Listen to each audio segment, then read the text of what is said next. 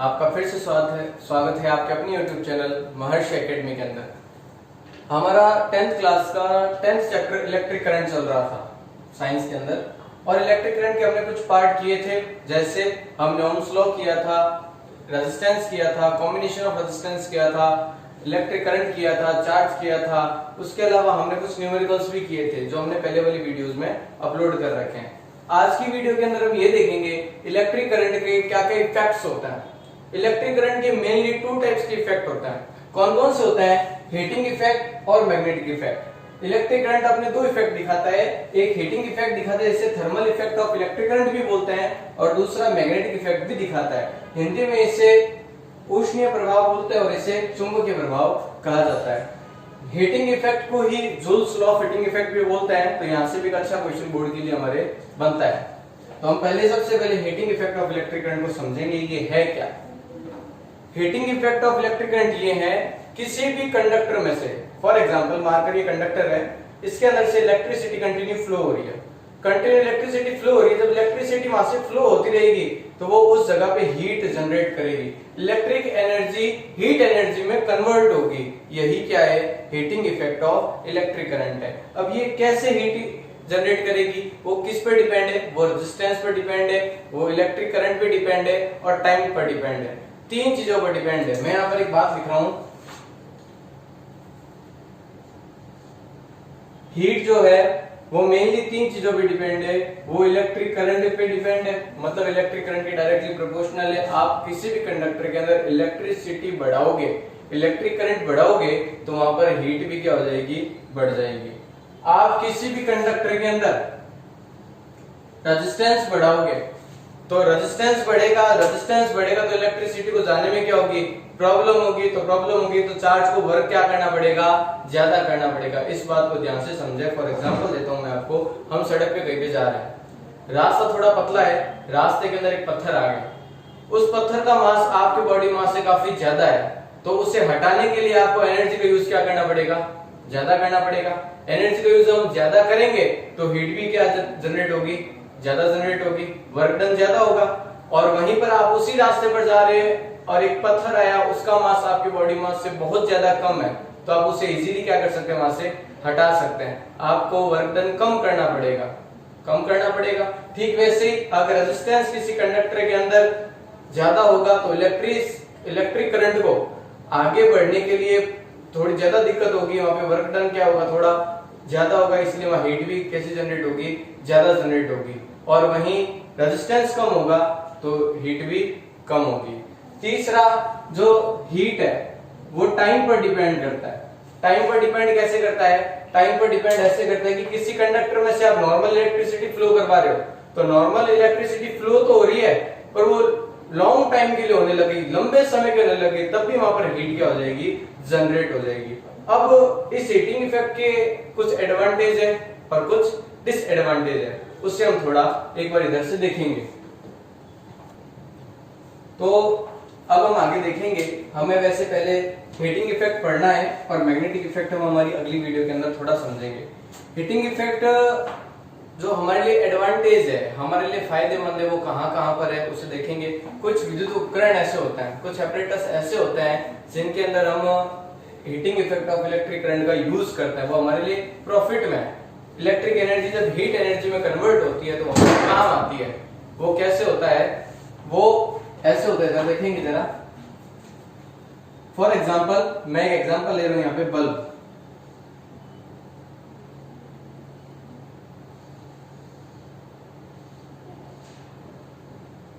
ये electric bulb बनाया मैंने। इस इलेक्ट्रिक बल्ब के अंदर heating effect of electric current का अच्छा यूज होता है, और इसे हम एडवांटेज बोल सकते हैं इसका। कैसे? इलेक्ट्रिसिटी यहां से फ्लो हो रही है, आई सर्किट कंप्लीट है, वायर के अंदर से कनेक्ट करके होता है। इलेक्ट्रिसिटी ऐसे अंदर आएगी, यहां से जाएगी, इस वायर के अंदर से होके निकलेगी, यहां से आएगी और ऐसे जाएगी, सर्किट कंप्लीट होगा। अब यहाँ पर 2 बातें आपको समझनी है बल्ब के स्ट्रक्चर के अंदर। बल्ब के अंदर क्या क्या होता है? बल्ब के अंदर सबसे पहले आप देखें, यहाँ बीच के अंदर एक डिजाइनदार वायर होता है। आप सबने वायर देखा होगा भाई भी ना कभी इलेक्ट्रिक बल्ब के अंदर।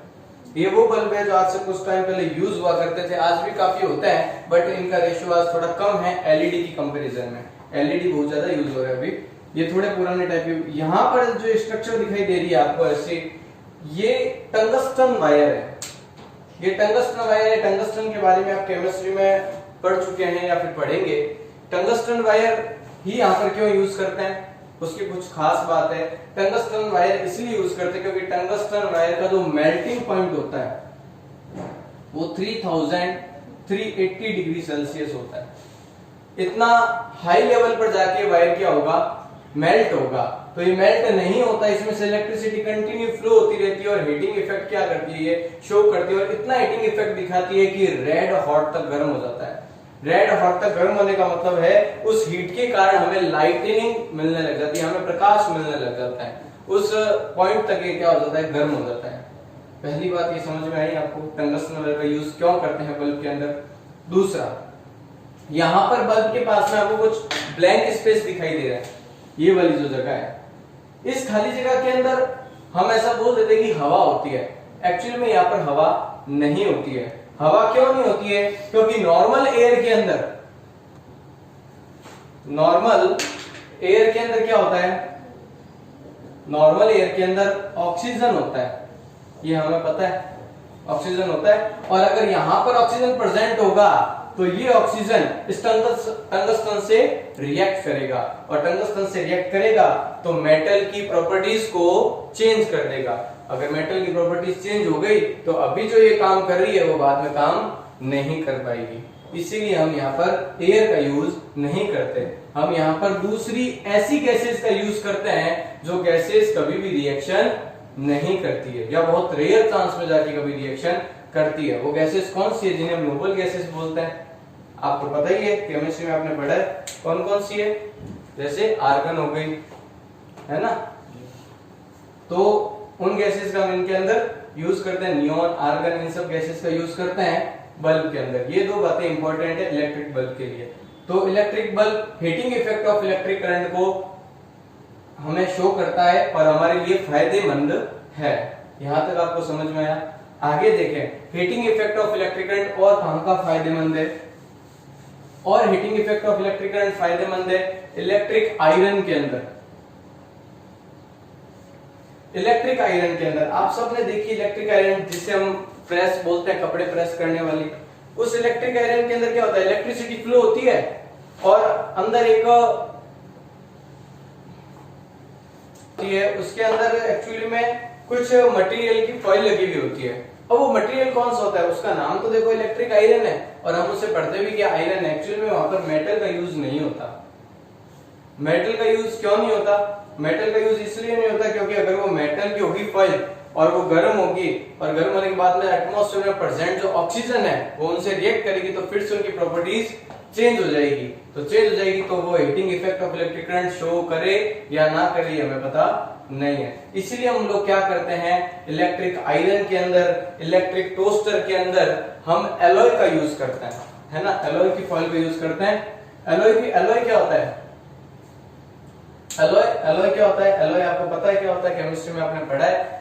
दो मेटल या एक मेटल या नॉन मेटल को जोड़ के जो नया मटेरियल बनाया जाता है उससे हम क्या बोलते हैं, एलॉय बोलते हैं। और जनरली जो एलॉयज होते हैं वो ऑक्सीजन से रिएक्ट नहीं करते हैं, ठीक है ना, ऑक्सीजन से रिएक्ट नहीं करते। कौन, एलॉयज जनरली रिएक्शन नहीं करते।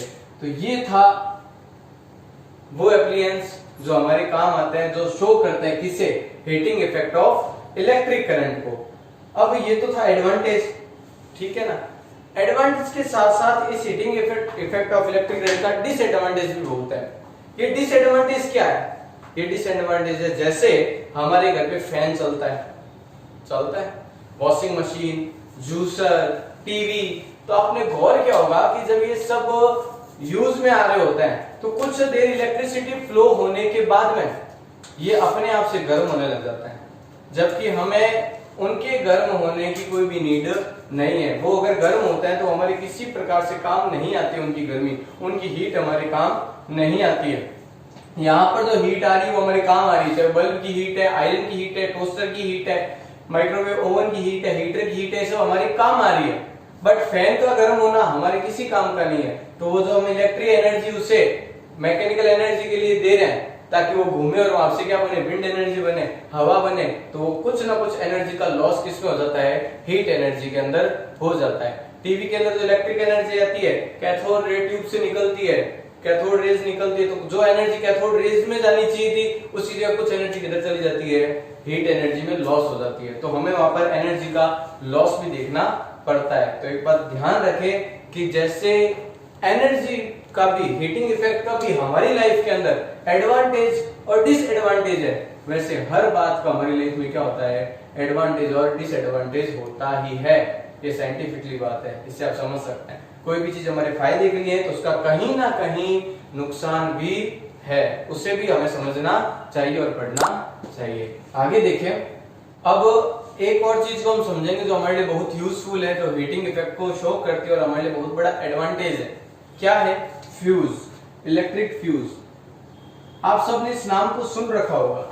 इस फ्यूज के अंदर क्या होता है, एक वायर लगा हुआ होता है, एक्चुअली उस वायर का नाम फ्यूज होता है।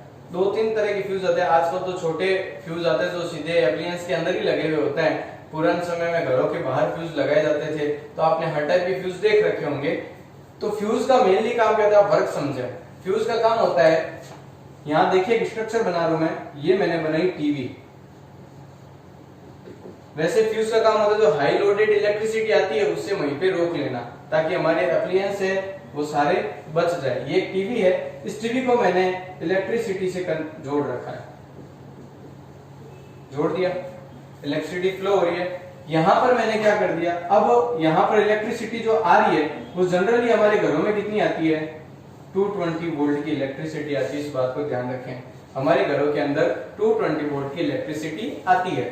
अब मान लो इलेक्ट्रिसिटी हाई वोल्टेज की आ जाए पीछे से, तो वो सीधी अंदर आएगी और जितनी नीड टीवी को है उससे ज्यादा इलेक्ट्रिसिटी वहां पर जाएगी और टीवी हमारी खराब हो जाएगी। या कोई भी एसी, रेफ्रिजरेटर जो कॉस्टली अप्लायंस होते हैं वो सारे क्या हो जाएंगे, खराब हो जाएंगे, तो हमारे लिए नुकसान हो जाएगा। इसलिए हम क्या करते हैं, इनके आगे फ्यूज लगाते हैं। फ्यूज का सिंबल कुछ ऐसा होता है, हम आगे फ्यूज लगाते हैं। तो फ्यूज क्या करता है, इलेक्ट्रिसिटी जब भी हाई वोल्टेज की आएगी, हाई पावर की इलेक्ट्रिसिटी आएगी, तो ये जो वायर होता है बीच वाला, ये जो आपको दिखाई दे रहा है, ये जो वायर होता है, ये वायर हाई इलेक्ट्रिसिटी कारण, इलेक्ट्रिसिटी बढ़ने के कारण, हीट जनरेट होने के कारण ये वायर मेल्ट हो जाता है और ये वायर मेल्ट होके बीच में से ब्रेक हो जाता है। ये वायर बीच में से ब्रेक हो जाता है, टूट जाता है, और जैसे ही टूटता है सर्किट हमारा इनकम्प्लीट हो जाता है। सर्किट इनकम्प्लीट मतलब इलेक्ट्रिसिटी आगे फ्लो नहीं होगी। इलेक्ट्रिसिटी आगे फ्लो नहीं होगी तो हमारे सारे एप्लायंसेस बच जाएंगे। समझ में आया? यहाँ तक पॉज करो। अब थोड़ा मैथमेटिकली देखेंगे heating effect of electric current को। ये मैंने आपको अभी समझाया है क्या होता है heating effect of electric current.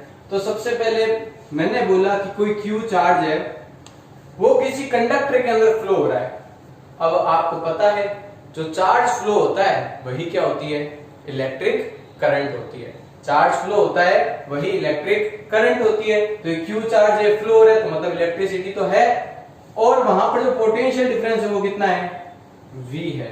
Potential difference कितना है, V है। अब जब V पोटेंशियल डिफरेंस के साथ में क्यू चार्ज फ्लो हो रहे हैं तो वहां पर कोई ना कोई क्या हो रहा है, वर्क हो रहा है, कोई ना कोई वर्क हो रहा है, हमें पता है। और वर्क का formula W equals to Q V, ये होता है वर्क का formula, W equals to Q V. यहां तक आपको समझ में आया, W equals to Q V. अब आपको एक बात और पता है जो हम पहले वाली वीडियोस में पढ़ चुके हैं, Q का एक फॉर्मूला और होता है। Q का फॉर्मूला क्या होता है, Q इक्वल्स टू IT, ये होता है। हमने इसे नाम दिया इक्वेशन A, इसे नाम दे दिया इक्वेशन 1। ध्यान से समझेंगे, ये है equation A, Q equals to QV, और ये है इक्वेशन 1, कौन सी, Q की value Q equals to IT, ठीक है। और इक्वेशन सेकंड क्या है, ओम्स लॉ। ओम्स लॉ आप सभी को लर्न होना चाहिए क्योंकि ये बहुत इंपॉर्टेंट टॉपिक है। ओम्स लॉ का एक साधारण सा फॉर्मूला है V इक्वल्स टू IR। बस ध्यान रहे कि यही ओम्स लॉ जो आपके 10th क्लास के अंदर है सेम टू सेम रिपीट होगा आगे 12th के अंदर इफ आप साइंस लेते हैं। तो अगर आप कंपटीशन की भी तैयारी करते हैं तब ये जितना भी टॉपिक हम कर रहे हैं ये सारा का सारा कंपटीशन एग्जाम्स में भी काम आता है, तो इसे ध्यान से समझें। ये है हमारी इक्वेशन सेकंड। अब हमें क्या करना है, इक्वेशन ए के अंदर मैं बोल देता हूं, put the value of equation 1 and 2 in equation A. पहली इक्वेशन और दूसरी इक्वेशन की वैल्यू इक्वेशन ए के अंदर रखनी है, इक्वेशन ए के अंदर रखनी है। तो ए के अंदर वैल्यू रखते तो क्या बनता है, W इक्वल्स टू Q की वैल्यू क्या है IT, तो Q की जगह मैंने लिख दिया IT, ठीक है। V की वैल्यू क्या है IR, V की वैल्यू है IR, तो मैंने V की जगह क्या लिख दिया IR, क्या लिख दिया IR। अब आप करो तो क्या हो जाएगा, W इक्वल्स टू क्या बनेगा I स्क्वायर RT, क्या बनेगा I स्क्वायर RT। अब ये जो वर्क डन हो रहा है, जब मैंने आपको शुरुआत में हीटिंग लॉ बताना शुरू किया था तो ये बात बताई थी, जो वर्क डन होता है यही तो क्या होती है, हीट जनरेट होती है। जितना वर्क डन होगा उतनी क्या जनरेट होगी, वहां पे हीट जनरेट होगी। तो मैं W की जगह क्या लिख सकता हूँ, क्योंकि हमें पता है एनर्जी में भी हम पढ़ते तो वर्क डन ही क्या होता है, एनर्जी होती है। तो हीट एनर्जी तो है, तो मैं W की जगह क्या लिख सकता हूँ, H लिख सकता हूँ। फॉर्मूला क्या बनेगा, H equals to I square RT, ये हमारा फॉर्मूला है। क्या है, H equals to I square RT। अब जो मैंने आपको शुरुआत में सारी बात बताई थी वो यहां पर आप मैच करें, H equals to I square RT, इससे मैं इसी को हम क्या बोलते हैं, जूल्स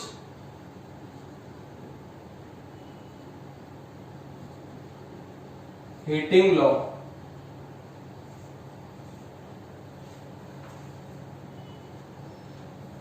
जूल्स हीटिंग लॉ या फिर जूल्स लॉ ऑफ हीटिंग, कौन सा है, H equals to I square RT। ये क्या है, जूल्स लॉ ऑफ हीटिंग है या फिर जूल्स हीटिंग लॉ, इसी को ही बोलते हैं।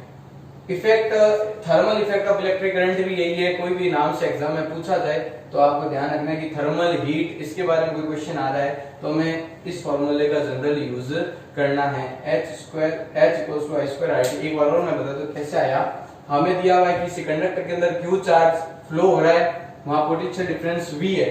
तो हमें पता है जब भी कोई Q चार्ज किसी कंडक्टर में फ्लो होगा V पोटेंशियल डिफरेंस पे, तो वहां पे वर्क कितना होगा, W equals to QV। Q का फॉर्मूला हमें पता है, हम शुरुआत में पढ़ चुके हैं, Q इक्वल्स टू IT होता है और ओम्स लॉ से V इक्वल्स टू IR होता है। तो हमने इन Q और V की वैल्यू इस फॉर्मूले में यहाँ पर रखी है। तो यहाँ पर जैसे हमने वैल्यू रखी तो हमारे पास में आया W equals to IT into IR, then W equals to I square RT।